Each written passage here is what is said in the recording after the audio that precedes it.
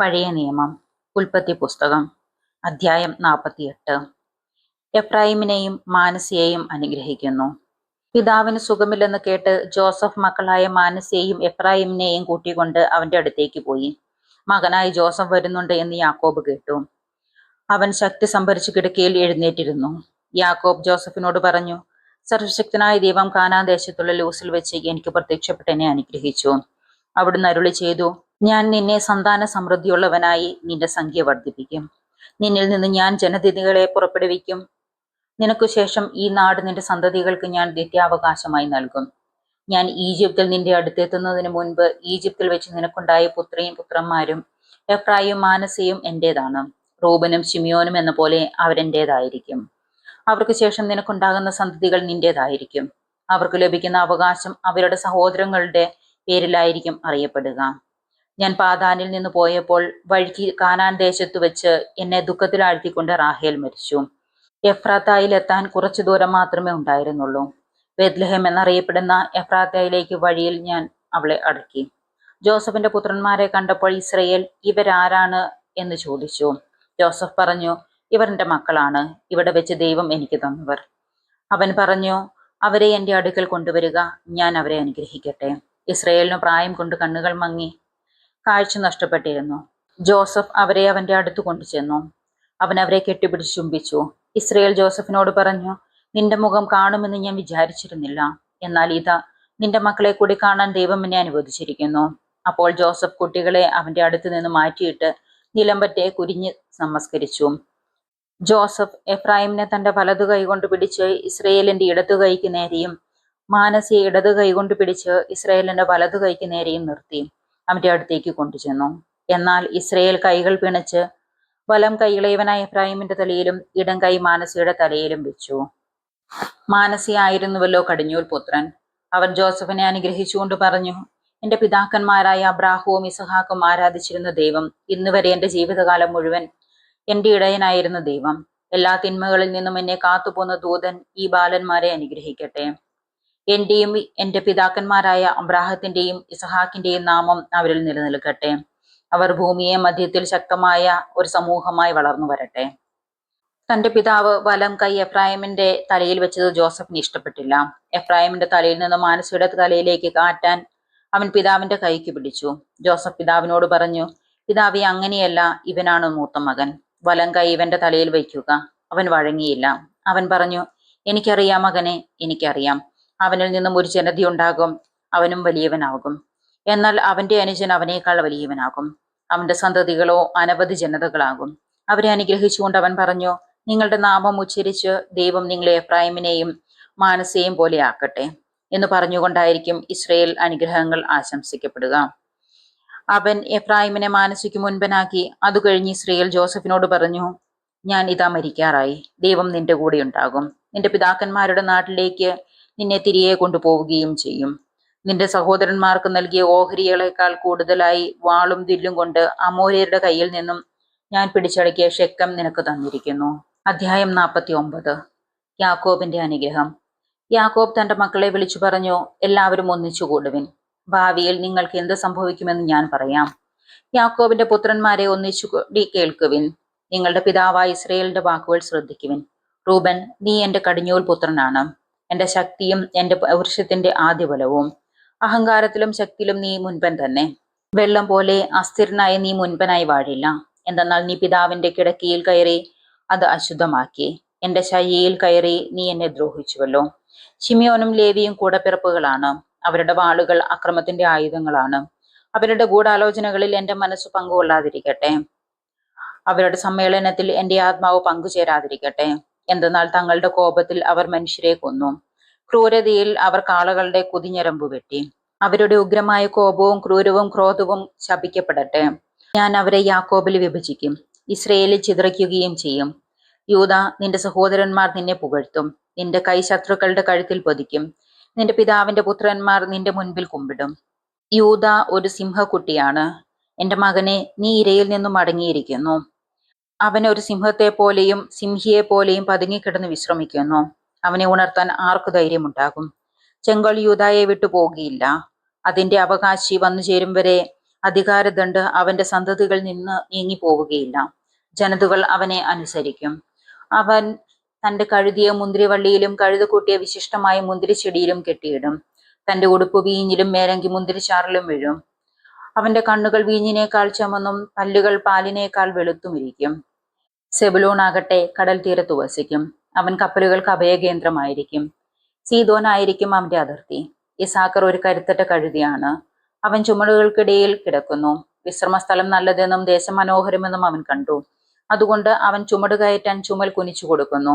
കൂലിവേല ചെയ്യുന്ന ഒരു ദാസനായി തീർന്നു. ഇസ്രയേലിലെ മറ്റു ഗോത്രങ്ങളിലെ പോലെ ദാൻ സ്വന്തം ജനങ്ങൾക്ക് ന്യായം നടത്തി കൊടുക്കും. ദാൻ വഴിവെക്കിലെ സർപ്പവും പാതയിലെ അണലിയുമായിരിക്കും. അവൻ കുതിരയുടെ കുതികാലിൽ കടിക്കും. കുതിരക്കാരൻ മലർന്നു വീഴുകയും ചെയ്യും. കർത്താവെ, ഞാൻ അങ്ങയുടെ രക്ഷ കാത്തിരിക്കുന്നു. ഗാദിനെ കവർച്ചക്കാർ ആക്രമിക്കും, എന്നാൽ അവൻ അവരെ തോൽപ്പിച്ചോടിക്കും. ആഷേറിന്റെ ആഹാരം സമ്പന്നമായിരിക്കും. അവൻ രാജകീയ വിഭവങ്ങൾ പ്രദാനം ചെയ്യും. സ്വച്ഛന്തം ചരിക്കുന്ന ഒരു പേടമാനാണ് നഫ്താലി. അവൻ മൃദുല വാക്കുകൾ പൊഴിക്കുന്നു. നീരുറവയ്ക്കരികെ നിൽക്കുന്ന ഫലസമൃദ്ധമായ വൃക്ഷമാണ് ജോസഫ്. അതിന്റെ ശാഖകൾ മതിലിന് മീതെ പടർന്നു നിൽക്കുന്നു. വില്ലാളികൾ അവനെ കഠിനമായി വേദനിപ്പിക്കുന്നു. അവർ അവന് നേരെ അമ്പെയ്യുകയും അവനെ ഞെരുക്കുകയും ചെയ്തു. എന്നാൽ അവന്റെ വില്ല് ഉറച്ചു നിന്നു. യാക്കോബിന്റെ ശക്തനായ ദൈവം, ഇസ്രയേലിന്റെ പാറയായ ഇടയൻ തന്റെ കൈകൾ കൊണ്ട് അവന്റെ കൈകളെ ശക്തിപ്പെടുത്തി. നിന്റെ പിതാവിന്റെ ദൈവം നിനക്ക് തുണയായിരിക്കും. സർവശക്തനായ ദൈവം നിന്നെ അനുഗ്രഹിക്കും.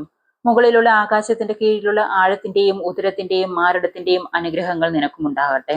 പിതാവിന്റെ അനുഗ്രഹങ്ങൾ നിത്യപർവ്വതങ്ങളുടെ ഔദാര്യത്തെക്കാളും ശാശ്വതഗിരികളുടെ അനുഗ്രഹങ്ങളെക്കാളും ശക്തങ്ങളാണ്.